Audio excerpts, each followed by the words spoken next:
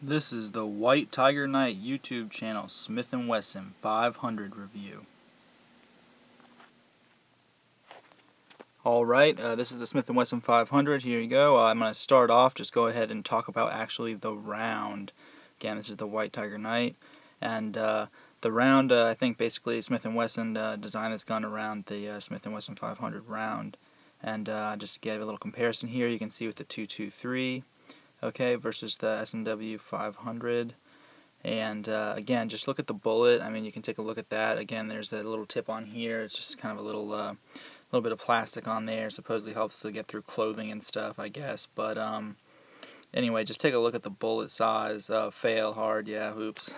But anyway, I'll pick these up for you real quick, and you can go ahead and look at just the difference in the tip. Again, just not the the round, just the bullet at the very tip size of the bullet right here, is what's going to be flying out of the the cartridge, and then that's basically what's going to be flying at you. So that's pretty large as compared with the 223 bullet. I mean the 223 round, obviously, but I'm talking specifically now about the bullet, which is the tip piece. Obviously everyone knows that flies out.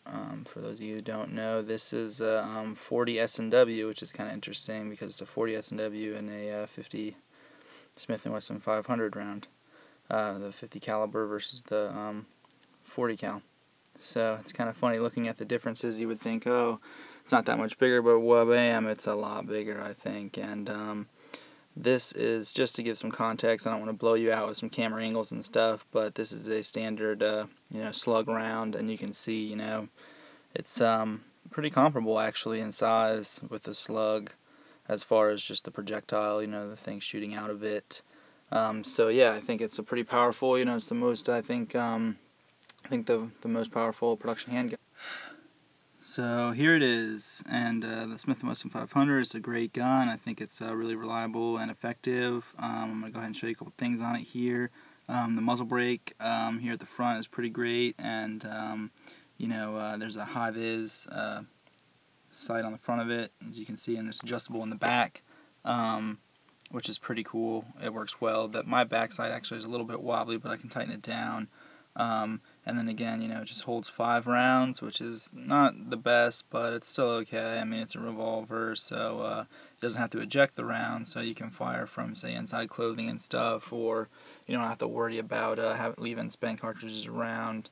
And again, some people have some issues with this little piece here. I'm trying to show you right there, possibly snapping or having some issues with that if they close it wrong or something happens and affects that. Another issue that has come up, I'll try and show you it in a second, is the piece of metal. The amount of metal here is a little bit thin because it has to, whenever it you release the revolver part, it actually shows a pretty thin piece of metal here. So when you close it back, I mean, obviously it's thicker, but that little piece is not monolithic, I guess, so it's not supposedly as strong, and it can snap there when people have actually clogged the barrels on Taurus that shoots the same caliber basically. But I wouldn't recommend clogging the barrel or anything. That's kind of stupid, but that is the potential weakest link, I guess, on the chassis and the frame and all that. Again, it's got a single action, which is a really tight, really hair trigger. It's a great tight trigger. The thing will just go off on you so fast. The single action is great, and obviously double action. I'll show you the double action here in a sec. I just don't really enjoy dry firing it so much, but yeah, that's that. So single action, double action works great. The single action is really hair trigger, really great. And other than that, that's the Smith & Wesson 500. This is the longer barrel on it. I think it helps with muzzle climb, and the recoil gives it a little more weight. One other important thing is I want to change this grip out. It's one of those really sticky grips, and it's kind of a little bit shaky, and it's just a screw there.